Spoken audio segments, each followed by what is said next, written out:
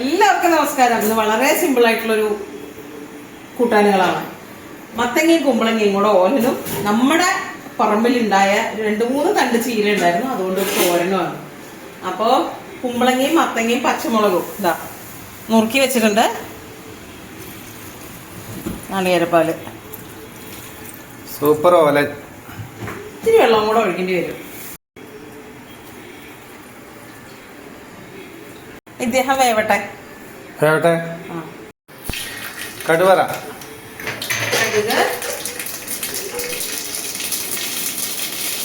മുളക്,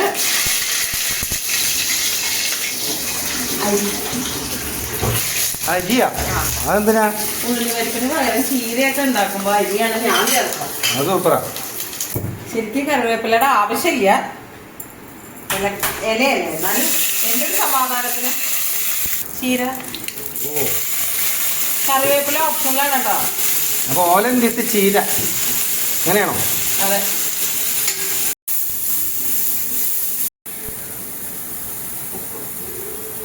വളരെ കുറച്ച് ഉപ്പ് ചേർത്താൽ മതി. നാളികേരവും പച്ചമുളകും കൂടെ ചതച്ചത, വേറെ ഒന്നും അതിൽ ചേർത്തിട്ടില്ല. ഉള്ളിയില്ല, ജീരകമില്ല, ഒന്നുമില്ല. സിമ്പിളാണ്. അതാണ് ഞാൻ പറഞ്ഞ ആദ്യമേ, ഇന്ന് മസാല ഒന്നുമില്ലാത്ത നാടൻ കൂട്ടാനും തോരനും ഒക്കെയാണ്. Super super. ബുബാച്ചനെ കുളിപ്പിക്കാൻ ആള് വന്നു. കോഴി വെള്ളത്തിൽ വീണ പോലെയെന്ന് കേട്ടിട്ടുണ്ടതേ, ഇപ്പൊ കണ്ടു. ഉബ്ബേനെ കുളിപ്പിക്കാൻ അർജുനും കൂട്ടുകാരനും വന്നു.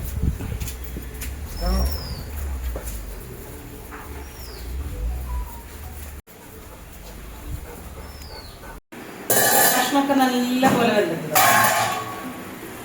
എനിക്ക് പക്ഷെ ഉണ്ടല്ലോ ഒന്ന് ഉടച്ചു കൊടുക്കണ ഇഷ്ടമാണ്. അപ്പൊ അതുകൊണ്ട് ഞാൻ ഇതൊന്ന് ഉടക്കുകയാണ്. ഉടക്കണം നിർബന്ധമൊന്നുമില്ല. ശരിക്കും മത്തങ്ങയും കുമ്പളങ്ങയും കൂടെ ഓലം വെക്കണത് പണ്ട് നമ്മുടെ വീട്ടിൽ ഉണ്ടായിരുന്നില്ല. ഇത് വല്യമ്മയാണ്, അച്ഛന്റെ മൂത്ത ചേട്ടന്റെ ഭാര്യ തങ്കമണി വല്യമ്മ. വല്യമ്മയാണ് ഈ മത്തങ്ങയും കുമ്പളങ്ങയും കൂടെ ഓലം വെക്കണ കാര്യം പഠിപ്പിച്ചത്. വല്യമ്മ പാലക്കാടുകാരിയാണ്. അപ്പൊ ഇനി അവിടെ നിന്നുള്ള റെസിപ്പിയാണോ എന്ന് ചോദിച്ചാൽ എനിക്കറിയില്ല. വല്യമ്മയുടെ നിന്നാണ് ഞാൻ ഈ കൂട്ടാൻ കൂട്ടിയിട്ടുള്ളത്. വീട്ടില് സ്റ്റൂ ഉണ്ടാക്കും. ഓലനാണെങ്കിൽ കുമ്പളങ്ങ മാത്രം ഇട്ട് ഓലം വെക്കും, അങ്ങനെയായിരുന്നു. അപ്പൊ വല്യമ്മയുടെ കയ്യിൽ നിന്നാണ് ഈ കൂട്ടാൻ കൂട്ടി. അതിനുശേഷം എനിക്കിഷ്ടം ഈ മത്തങ്ങയും കുമ്പളങ്ങയും കൂടെയുള്ള ഓലനാണ്. അതേമാതിരി നല്ല നേന്ത്രപ്പഴം കൊണ്ട് പുളിശ്ശേരി വല്യമ്മ വെക്കുന്നത് നല്ല സ്വാദാണ്. ഓരോരുത്തരുടെ ഓരോരോ വിഭവങ്ങൾ നമ്മൾ കുഞ്ഞിലെ നമുക്കൊരു ടേസ്റ്റ് കിട്ടുന്നതാണല്ലോ. ആവശ്യത്തിനുള്ള ഉപ്പ് ചേർക്കാം. ശരിക്കും സദ്യയിൽ ഇതൊരു ഒഴിച്ചുകൂട്ടാനൊന്നല്ല, തൊട്ടുകൂട്ടാനാണ്. അത് മാത്രല്ല, പണ്ട് കാലത്ത് ഇതിൽ ഉപ്പ് പോലും ചേർക്കില്ലായിരുന്നു എന്നാ പറഞ്ഞത്. ഓരോ കൂട്ടാന്റെ സ്വാദം അറിയാൻ വേണ്ടി ഇത് ഇടയ്ക്ക് തൊട്ട് നാക്കിൽ വെക്കുമ്പോ ഉപ്പില്ലാണ്ട് അങ്ങനെയാണ് ചെയ്തിരുന്നതെന്നൊക്കെയാണ് നമ്മൾ കേട്ടിട്ടുള്ളത്. പക്ഷെ ഇവിടെ ഇത് ഒഴിച്ചുകൂട്ടാനാണ്. ഇവിടെ എല്ലാവർക്കും ഇഷ്ടമാണ്.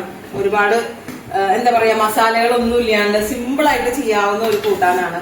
പിന്നെ ചില ദിവസങ്ങളാണെങ്കിൽ തേങ്ങാപ്പാലല്ലാണ്ട് ഞാൻ തേങ്ങ അരച്ച് അങ്ങനെ തന്നെ ചേർക്കും. അങ്ങനെയും ചെയ്യാറുണ്ട് കേട്ടോ. ഇപ്പൊ ഇത്ര മതി. കഷ്ണമൊക്കെ വെന്തിട്ടുണ്ട്. ഒരുപാട് ഉടയ്ക്കുന്നില്ല. 1-ാം പാൽ ഒഴിക്കാം. ആവശ്യത്തിന് കറിവേപ്പില. അപ്പൊ ഇതെല്ലാം റെഡിയായി. ഒരല്പം വെളിച്ചെണ്ണ കൂടെ ഒഴിച്ചു കൊടുക്കാം നമുക്ക്.